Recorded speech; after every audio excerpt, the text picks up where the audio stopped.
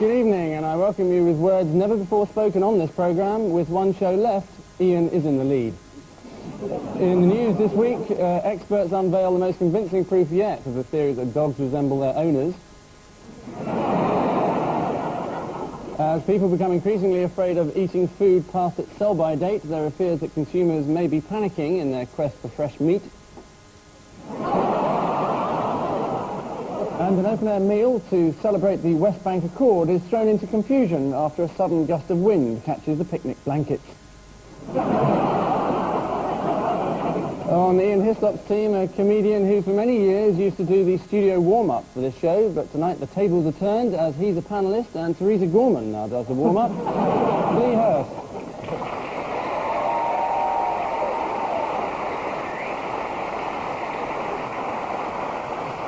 And with Paul Merton tonight is a man who managed to do the impossible, leave neighbours and go down market. Big breakfast presenter Mark Little.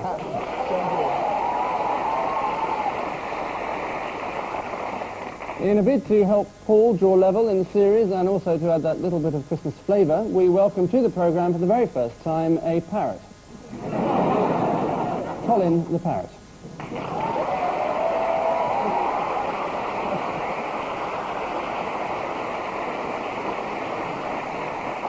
So in the time-honoured tradition of office parties, let's endeavour to start with a bang, beginning as we do with round one, 4 news stories on film, Ian and Lee.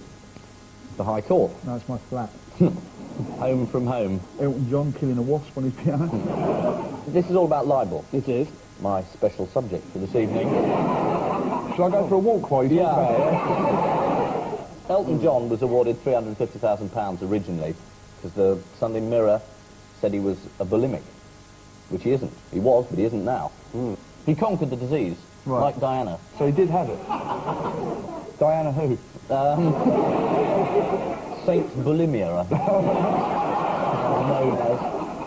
And all those people were record holders.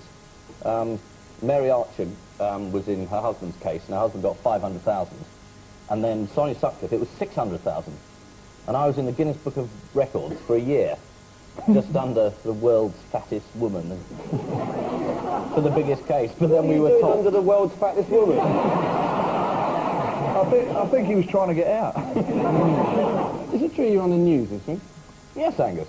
Did they ask you about Robert Maxwell at all? Then I'd have been in the High Court, not outside it. That is true. Yes, you can have your 2 points. It's the appeal court's recommendation that juries make lower libel awards in future following this week's decision to reduce the damages paid to Elton John by the Sunday Mirror. The Mirror became the second paper to libel him in quick succession, the Sun accusing him of using rent boys, and the Mirror suggesting he had bulimia. The Mirror had accused Elton John of having a don't swallow diet, not dissimilar to the allegation made in the Sun.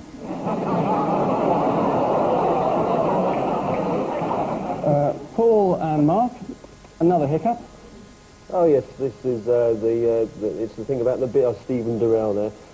This is the thing about the beer, isn't it? You can now drink 3.5 pints more beer than you could before, which means, I mean, I've been following the guidelines for the last 10 years, so I've got to start drinking a hell of a lot to catch up to what I should really be drinking all the time.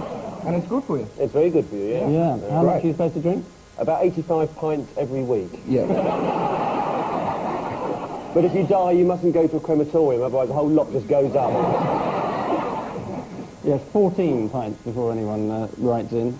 It's a new advice from the Health Secretary, Stephen Dorrell, or Durrell, as you seem to call him. Yes. Durrell. You know something we don't? Yes, I know a different way of pronouncing his name. Well, I call him Stephen, actually. Yes, it's Stephen Durrell, then, who's announced that drinking is good for you, up to a new limit of 28 units a week for men, 21 for women. Drinking experts were divided on the decision to raise the levels. One said those at dangerous levels will drink even more. Another said, I love you, you're my best mate. Ian and Lee, the weirdest story of the week for you.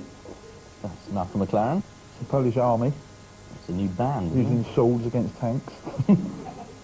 It's just that bloke's wife, the new president's wife. She likes Malcolm McLaren, and she said that he can come in and brighten up the image of Poland, so they've given him a sort of government position. which is good, because everyone always said he was a complete fraud. Allegedly. No.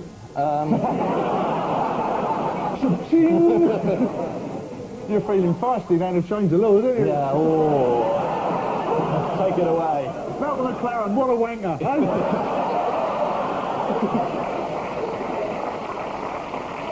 No, you calling him a wanker, you see, is fair comment. That's not libel. Is it? A completely different law. How do I libel him then? McLaren says he plans to turn Poland into the France of Eastern Europe, so all they have to do is blow up a few South Sea islands, set fire to the odd sheep and stop cleaning their teeth, and they'll be there. Paul and Mark, your turn to boldly go. Observatory. Yeah, Yeah, Mr. Salat. that's right, that's him. That's He him. discovered that planet. Yeah, he discovered a planet at the end of his garden. In his shed. Yeah. What's it called? Planet Sillet. Salat. Salat 1. Salad. Planet 1. His own planet. And but he his, liked his it. wife went into his wife and she said, that's nice, dear. But he's got his own planet now. He takes it down to shoe shops. Why? There's not a law that can stop him. I suppose even planets need shoes. How? I think you wandered into the realm Yeah. of fantasy now.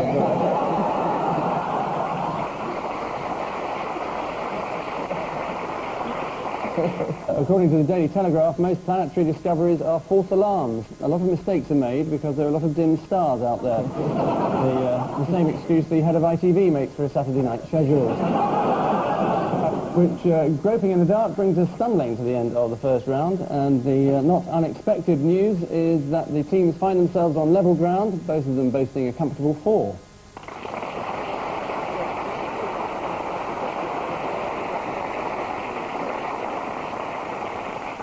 Before we carry on with the revelry, let's take our first anxious glance at the potential embarrassment that is our caption competition. Ian and Lee, this will be yours. Colin, this will be yours. And Paul and Mark can help. Well, we've pithily entitled this week's brand new round 2, Has the Daily Express Gone Mad round, based as it is on the antics of said organ, which in recent months has taken to analysing major news events with the help of frighteningly appropriate celebrities. For instance, how to achieve peace in Bosnia was dealt with by DJ Pete Murray. And for the tricky moral dilemma of the legalisation of cannabis, they consulted former snooker champion Steve Davis. Our high-tech celebrity quiz board boasts 6 leading opinion formers: weatherman Ian McCaskill, radio DJ John Peel, TV funny man John Inman, 50s cricketer Freddie Truman, so-called Madam Cynthia Payne, and so-called Lord Geoffrey Archer. All the panellists have to do is tell us which one of them gave the nation their expert advice on the following questions. So let's play Has the Daily Express Gone Mad? Lee, you're first. Yes, it has. Thank you. Which sociological expert was asked this question? Are men really born for adultery? Are men really born for adultery? Sorry, I heard it. All right. Geoffrey Archer, he would have something to say about that, wouldn't No. he? Would that be libelous then? That might cost you 75. 75 what? If it's 75p, I'll have a go. Right. Can we confer? I think you already have, haven't you? Well, he meant with their side. I may have to rush him. Yeah, but you'll have to stand up first, so give me time to get out of the way, wouldn't it?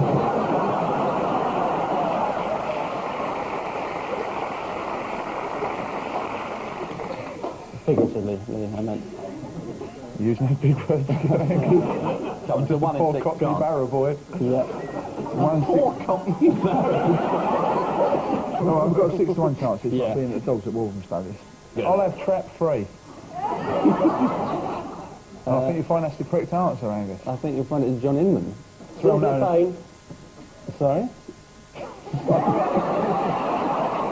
Sorry, it's a habit. It's an affliction. Ignore it. No, I'm going to have to tell you. The answer is, in fact, Ian McCaskill, who, when asked whether men were really born for adultery, replied, we all have a jungle background and designed to mate. I don't think we're bothered who we mate with. The gentleman he tried to make with would be pretty bothered. Mark, you're next. Why do women fall for Mella? He sticks his foot out. That Truman man with that hairdo, that's like... Yeah. That wrap-around eyes is... It's odd. All the blood seems to have rushed from his forehead. It's incredible. So I reckon they asked him. Yeah, absolutely. Yeah, because he'd know. He would know. That Truman man with the hairdo. Yeah, the cricket guy. Yeah, one of our greatest ever cricketers. Right. I reckon it's John Inman, though. The answer is, in fact, John Peel, who suggested that the secret of David Mellor's success with women might be his power, presumably a reference to the physical strength required to restrain them when they try to run away. Ian. Should jail be a place for leisure? I bet they are Cynthia Payne. Well, he's answered. Well, it's not Cynthia Payne. I might give you another chance. Oh, thanks. Oh, Cynthia Payne, Angus. No, you've got it wrong. Ian, mate, when you go Cynthia Payne, he goes, I'll give you another chance. He don't do it again. You haven't got the idea of this quiz at all, have you? No. Definitely Freddie Truman. Are you saying Freddie Truman? Yeah. No, that's not right either. Oh, did we not get the extra chance that you said? Yeah, go on, you go. No, have another go. Cynthia Payne. No! No, Ian. It's Jeffrey Archer. Is the right answer.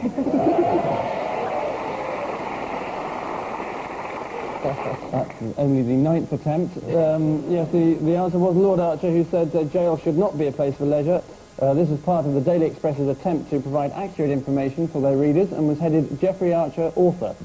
So off to a bad start, really. And finally, Paul. Does Diana deserve privacy? Well, let's see. I mean, we've had Ian McCaskill, we've had John Peel, we've had Jeffrey Archer, so it's Cynthia Payne, Freddie Truman or John Inman. What do you reckon? Inman. Freddie Truman. It's rather astonishingly the right answer.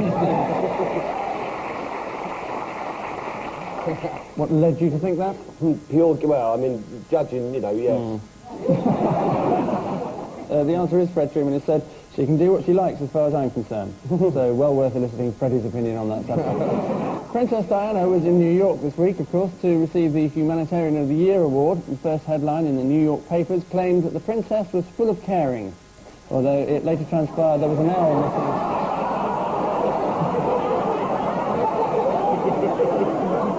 in one of the words which you've just spotted. Which conclusive proof that the Daily Express has gone mad brings us mercifully to the end of the round, and the scores are literally as follows. Paul and Mark and Colin and Ian and Lee all have 5.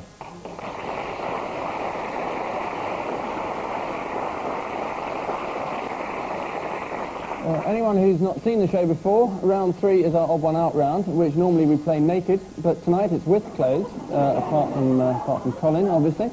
As usual, 4 people above suspicion, which one's the Terry Venables. Paul, your hefty foursome in descending order of size is Nigel Lawson, Helmut Kohl, Harry Seacombe, and the city of Cambridge. It's diets. In what way? Nigel Lawson's bringing a book out, isn't he? Because he lost a lot of weight, so it's got to be something called the Lawson Diet. I think Helmut Kohl's lost a bit of weight, so he's bringing a book out, so Harry Seacombe's the odd one out. Is almost the right answer. Helmut Kohl's the odd one out. Would have been the right answer, yeah. So Harry Seacombe's brought a book out about the strawberries. He's brought a diet book out then. Yes, do you know what it's called? No, I've never heard of it before. It's called, let me see, it's probably called Goon for Lunch or something like that. They always use these punny sort of goon things, don't they? Yes, they've actually gone for the Harry Seacombe diet. The Cambridge diet is based on a simple nutritional principle which was developed at Cambridge University. A lot of people want to go on it, but sadly not everyone passes the rigorous medical tests, and many have to end up doing the Wolverhampton Technical College diet instead. Very, very snobbish joke, isn't it? I thought you were going to say woodwork or something at the end there, to really rub it in. I don't think Paul went to the Wolverhampton Technical College, if that's what you're referring to, Ian. No, he didn't get in there. I didn't understand the joke. You made so many mistakes in the television. I just gave up. If that's the standard of education at Oxbridge College or whatever it is, you went, we all our money back, I think.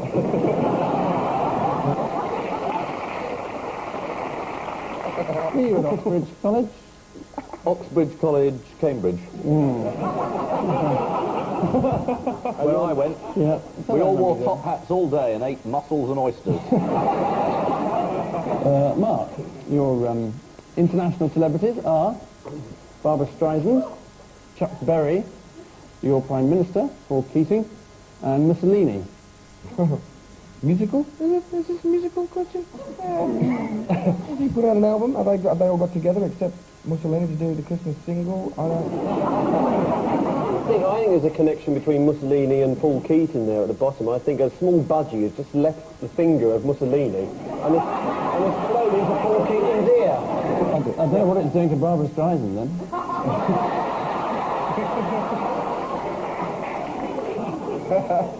It's something to do with photographs. It is, oddly. There's 4 photographs there. Well, Chuck Berry was got done, didn't he, for taking the illicit photographs of women going to the toilet in his restaurant. In the lavatory in the restaurant. Yeah, toilet. Sorry, that was the wrong word. Sorry. Obviously, you couldn't follow what I was saying there, but Going to the toilet in the lavatory. you were taught to say lavatory over 3 years at Oxford, weren't you? One of the first things they taught me. Yeah. Absolutely, and the last probably. Is that like a dunny, is it? Yes, like a dunny. Yeah. Didn't Keating goose the Queen? On a royal visit? Never. You'd think he had, the way people carried on over here. No, he touched her shoulder or He something. grabbed her and said, come over here, Queenie, and have a look at this. Sort of Aussie matiness, which It was it, that's all it was. misunderstood by The way people went stuck-up over here Oxbridge thought- people, I expect. They've given her the big tongue sandwich. He was just being friendly. The answer is that all of them, except Chuck Berry, prefer to be photographed from one angle. Barbara Streisand from the left, Paul Keating from the front, and Mussolini from below. Barbara Streisand prefers to be photographed from the left side, apparently. If she's photographed from the other side, it makes her nose look big. Lee, your 4 yesterday's men are Nelson, T.S. Eliot, Will Carling, and John Prescott. Has somebody been airbrushed out of the Will Carling picture?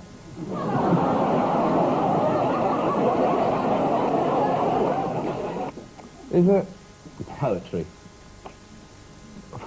You just overcome me sometimes. You just see beauty in everything. It's about people who've had poems written about them. A woman's written this poem about John Prescott, saying he's amazing and he's the sexiest man in Britain. I think her name's Fleur Adcock or Alcock or something. It'd have to be, wouldn't it? It would. It's that they've all had poetry published, except John Prescott, who has instead been the subject of romantic verse, published last week by New Zealand poet, yes, Fleur Adcock is her name. No relation, as far as we know, to New Zealander Michael Ichionis. A poem by Will Carling called Love recently came to light and went as follows. Darkened by death, shadowed and hidden by flooding fear, it's missed. A clear reference to Rob Andrews' dropkicks. It's there to be found, but to search would be in vain. Will it ever spread for us again? No prizes suggesting who that's a reference to. And finally, in this round, Ian, your 4 contenders are a pint of milk, a pint of shandy, a pint of maggots, and a 6-foot burglar. Is this metrication? Brussels has decreed that we can... I think we can't have a pint of shandy anymore. You have to have a litre. You can't have a pint of maggots. If you buy... I don't know why you'd want that. Yes, Do they sell a pint of maggots in pubs? Well, they don't tell you that's what it is. Yeah. I think we are keeping the pint of milk, though. I think it's delivery. The milk comes to your home, yeah? So does the burglar, obviously. Otherwise it'd be quite a crap burglar, really, wouldn't it? Well, if you had to go to him. Yeah. Take the stereo round. So here you go, mate. And I haven't looked at your door number, I don't know where you live. There you go. Burglar's the one out. Why? Because he can nick everything else and a pint of milk can't nick a burglar. Neither can a shandy or a pint of maggots, not even if they all gang up. I will give you, I think, 2 points, probably. You were sort of there. They're all illegal now. Charity. Under ludicrous new metric laws, except for the pint of milk, which remains lawful. A case against a burglar can now be thrown out of court if the prosecution refers to his height or weight in imperial measurements. However, the success rate in solving burglaries will remain unchanged under the new laws, as bugger all means the same in either system. Which metric tantrums help us inch closer to the finish, and the state of play is that Paul and Mark and Colin have 7, whereas Ian and Lee are simply kilometres ahead with 8.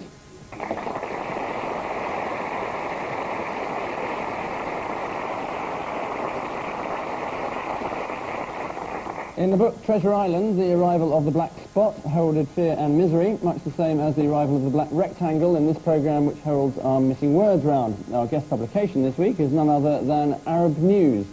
We would have shown you a picture of it, but the publishers in the Middle East refused us permission, and given the fact that it's a devoutly Islamic paper, who are we to quibble with such a wise and reasonable judgment? So, kinky sex, not what? Cheap enough. Not for us, thank you, say wise Arab persons. A crime is the right answer, according to the Law Commission. This includes branding with hot metal, beating with stinging nettles, passing wires through penises, and sandpapering testicles. Was a loose end this evening? And Why would you sandpaper them anyway? I suppose you could see your face in them, couldn't you? Put a bit of a shine on. Check your hair just as you're coming out the loo, that's all right.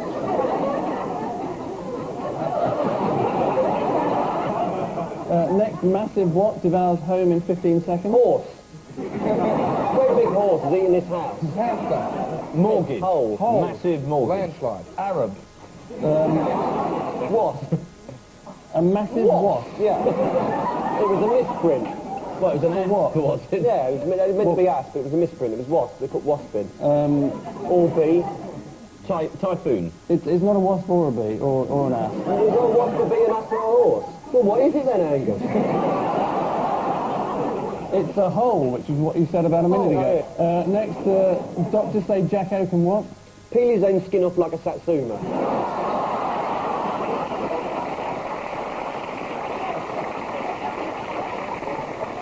No, you haven't been reading your papers. Where's Jack Marcel Oaken this Marceau, week? he's been in hospital. He's going to do a special with Marcel Marceau, and they're going to do it Sunday night, and suddenly went, oh, they took their hair like that and filled up.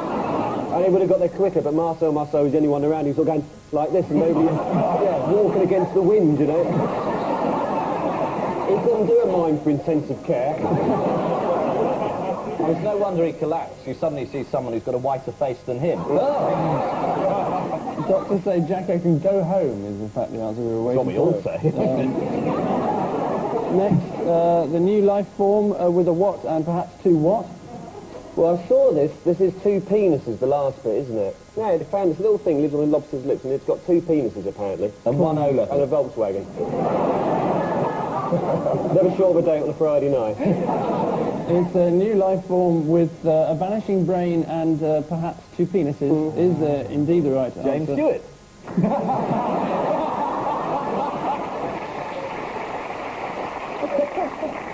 And finally, what could make Princess Di happier? This is a misprint in Arab News. I only know this because it appeared in a well-known satirical magazine earlier this week. What magazine's that then, Ian? Did I say it right? Yeah, that was lovely, thank you. It appeared in Private Eye in the Christmas issue. Short bangs. What magazine's Longer that, Ian? bangs. Shorter bang. Shorter bangs. It's a bizarre but correct answer. This is actually according to Argentinian hairdresser Luis. Now, why did Ian get a point for that? Because I said the right answer. Because you read it in my magazine. Well, while you couldn't remember what it was. But it is slightly sad, Paul, Well, I given don't that read you've it. already won and you're 1 ahead and it wouldn't make any difference anyway. Oh, I can have it then. Did you say it was a misprint? I don't guess that that's what they meant to say. It might be something about hair, because you can have... Well, I'm talking to him. I mean, it's sort of... It's like sort of hair extensions. Those are bangs, aren't they? So Which it's is- like sort of, you know, if you have your hair cut different, you could sort of like be a better person. It is a reference to her layered bangs, in fact. Anyone? No, carry on. No. Which infidel nonsense brings us alive and well, for the time being at least, to the end of the contest, and the final reckoning is upon us as we announce that this week's Irish Stews are Ian and Lee with 10, whilst this week's Dutch Masters are Paul and Mark and Colin with 11.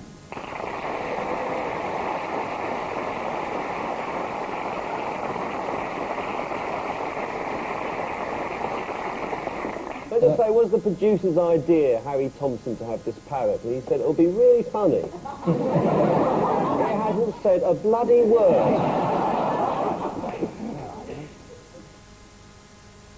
Hello. And it's not going to say a bloody word. Say hello. Right, that's it. You've had a chance. Which means our unbounded commiserations go to Ian Hislop for failing to win his first series. Still, we've only done 10. But before we sound the last post, it's time for us to disinter our catching competition. Ian and Lee, what do you think of for this? Ha-ha, found the way out. Turkey politeness. After you. No. No, after you. Parrot has hair loss after being touched by Paul. Sorry about shaking hands with you the other week.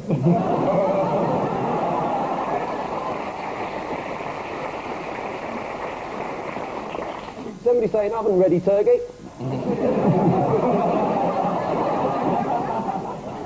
Going anywhere nice for Christmas? He's saying, I'm sure the others went in here last year. Anyone seen my teeth? I don't know what it's saying, to be honest, do we? Probably saying nothing at all. The way turkeys do. And parrots. Yes. Paul and Mark, what do you think of this? Right, see you in the morning. A man with large sexual organ demonstrates shish kebab trick.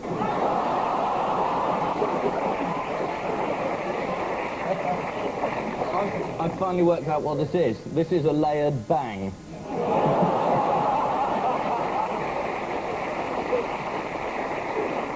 On which unsavoury note, we say thank you to our panellists, Ian Hislop and Lee Hurst, Paul Merton and Mark Little, and Colin the Parrot. And I leave you with news that the...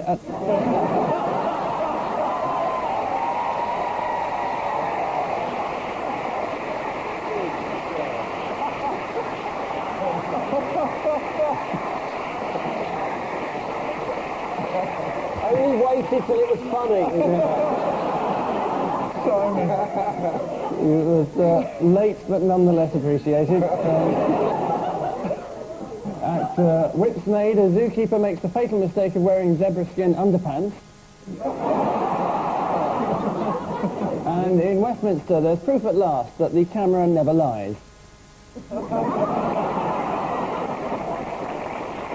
Good night.